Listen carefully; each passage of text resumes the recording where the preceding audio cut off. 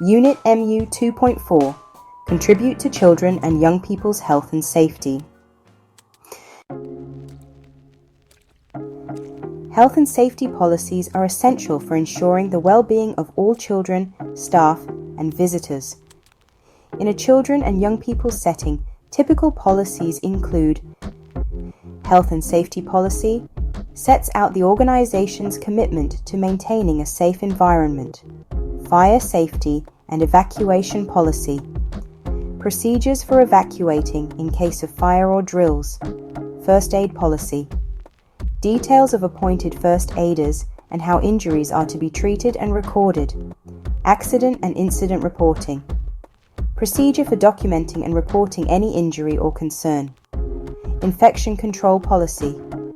Rules around hygiene, PPE use, hand washing and cleaning. Risk assessment policy.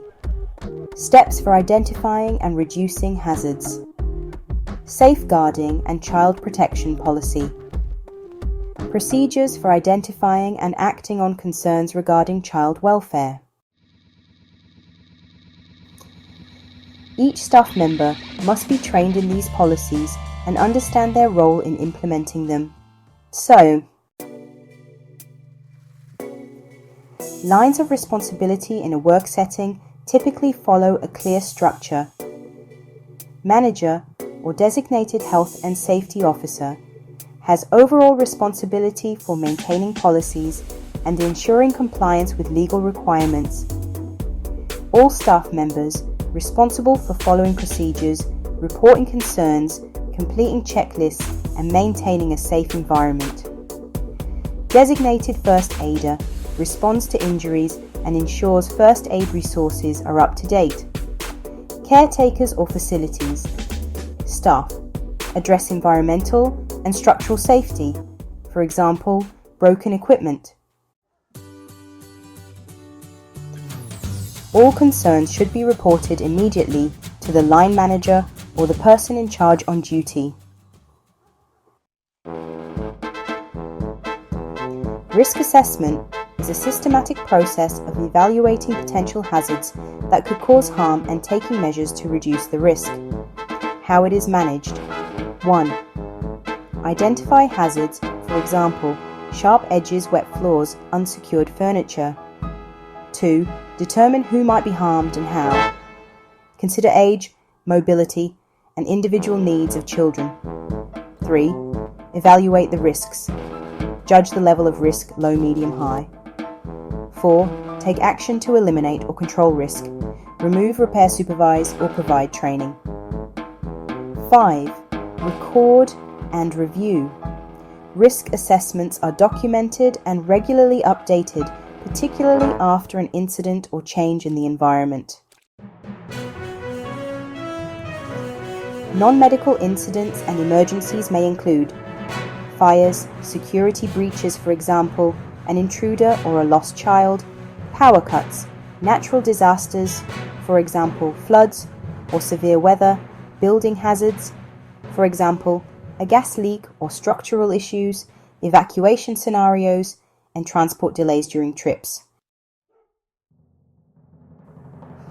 Fires. Raise the alarm immediately. Follow the fire evacuation plan. Guide children to the nearest safe exit. Assemble at the designated point and carry out a roll call. Do not re-enter the building until authorized.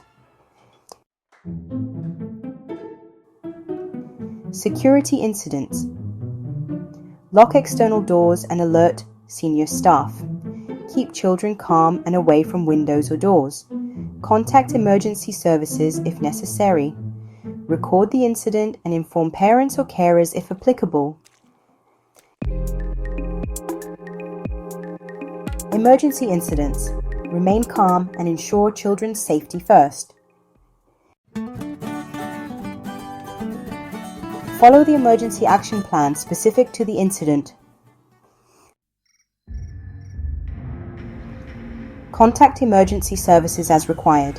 Provide comfort and reassurance to children. Complete appropriate incident forms afterward. I'd say injury, bleeding, swelling, bruising, difficulty moving, limping, crying in pain. Illness. Fever, vomiting, diarrhea, persistent coughing, rashes, pale or flushed skin, lack of appetite, lethargy. Head injuries or suspected concussion, difficulty breathing or choking, seizures or fits, loss of consciousness, high fever with unusual behavior, for example, confusion, heavy bleeding that cannot be stopped, suspected broken bones, severe allergic reactions, for example, anaphylaxis. Stay calm and reassure the child. Inform the designated first aider and follow first aid procedures.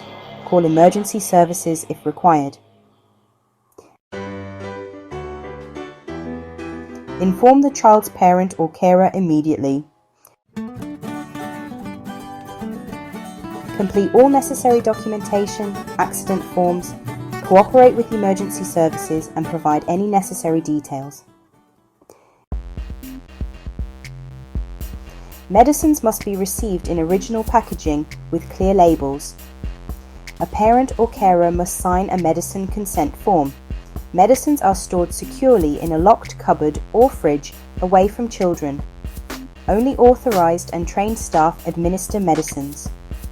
2 staff members usually check and record the dosage given.